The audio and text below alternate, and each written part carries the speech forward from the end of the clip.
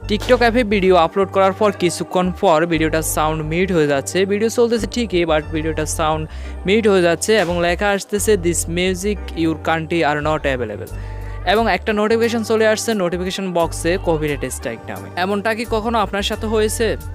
আমি বলুম না, আমার শরম করে। যদি না হয়ে থাকে তাহলে আজকের ভিডিওটি দেখুন এবং জেনে রাখুন ভবিষ্যতে যাতে আপনার ভিডিওগুলোতে এইরকম না হয়। আর যদি অলরেডি হয়ে থাকে তাহলে এটা কেন হয় এই বিষয়টা জেনে সমাধান নিয়ে নিন এবং পরবর্তী ভিডিওগুলোতে যেন না হয় সে বিষয়ে সতর্ক থাকুন। আমি চেষ্টা করি গুরুত্বপূর্ণ ইনফরমেশান দিয়ে একটা কোয়ালিটিফুল ভিডিও মেক করে ইউটিউবে নিয়ে আসতে, আর সেই ভিডিওটা আপনার ফোনে পৌঁছানোর দায়িত্বটা কিন্তু আপনার হাতে।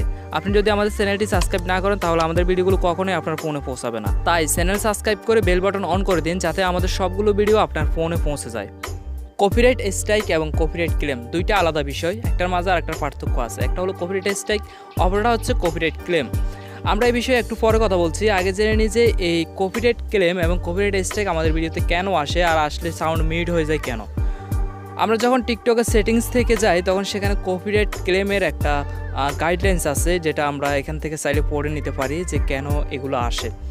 তো প্রথমত আমরা যখন একটা কন্টেন্ট তৈরি করি সেই কন্টেন্টটার সাথে আমরা একটা মিউজিক অ্যাড করি। কন্টেন্টটা আমরা তৈরি করি, এটার ক্রিয়েটর আমরা, বাট যে মিউজিকটা অ্যাড করি সেটার ক্রিয়েটর কিন্তু আমরা নয়, এটা হচ্ছে অন্যজনের মিউজিক আমরা আমাদের ভিডিওতে ব্যবহার করতেছি।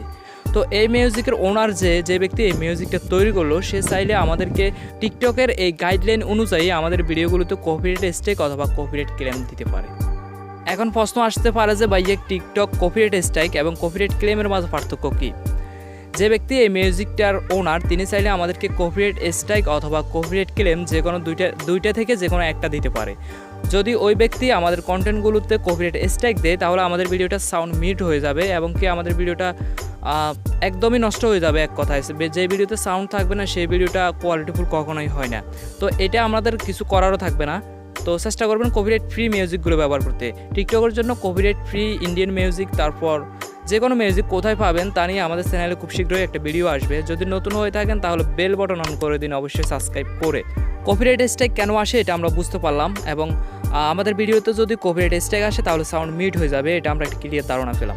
এখন প্রশ্ন আসতে পারে যে কপিরাইট ক্লেম কি? কপিরাইট ক্লেম হচ্ছে আমাদের ভিডিওতে যদি যে মিউজিকের ওনার সে চাইলে আমাদেরকে কিন্তু কপিরাইট স্ট্রাইক এবং কপিরাইট ক্লেম দুইটার একটা দিতে পারবে। তো সে যদি আমাদেরকে কপিরাইট স্ট্রাইক না দিয়ে যদি কপিরাইট ক্লেম করে তাহলে আমাদের ভিডিও সাউন্ড মিউট হবে না, ভিডিওটা নর্মালি থাকবে পূর্বের নাই। বাট ভবিষ্যতে ওই ভিডিও থেকে যদি কোনো আর্নিং হয়, ভিডিওটা যদি মনিটাইজ হয় তাহলে কিন্তু ওই আর্নিংটা যিনি আমাদেরকে কপিরাইট ক্লেম করলো তার কাছে চলে যাবে, এবং ওই ব্যক্তি চাইলে এই ভিডিও থেকে ইনকাম হওয়া কিছু পার্সেন্ট আমাদেরকে দিতে পারে, তবে এটা সম্পূর্ণ তার হাতে থাকে যেহেতু উনি ক্লেমটা করছে। তো সবসময় চেষ্টা করতে হবে কপিরাইট ফ্রি মিউজিকগুলো ব্যবহার করার জন্য। এখন টিকটকের জন্য কপিরাইট ফ্রি মিউজিক কোথায় পাবেন তা নিয়ে খুব শীঘ্রই আমাদের চ্যানেলে একটা ভিডিও আসবে।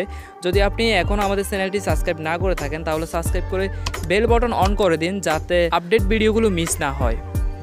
এবং আপনি যদি কপিরাইট স্ট্রাইক সম্পর্কে আরও একটু বিস্তারিত জানতে চান তাহলে আপনি টিকটকের সেটিংস থেকে একটু আগে যেটা বললাম কপিরাইট গাইডলাইন্সের রুলসটা একটু ভালোভাবে পড়ে নিতে পারেন, তাহলে আপনি একটা সুন্দর ধারণা পেয়ে যাবেন টিকটক কপিরাইট সম্পর্কে।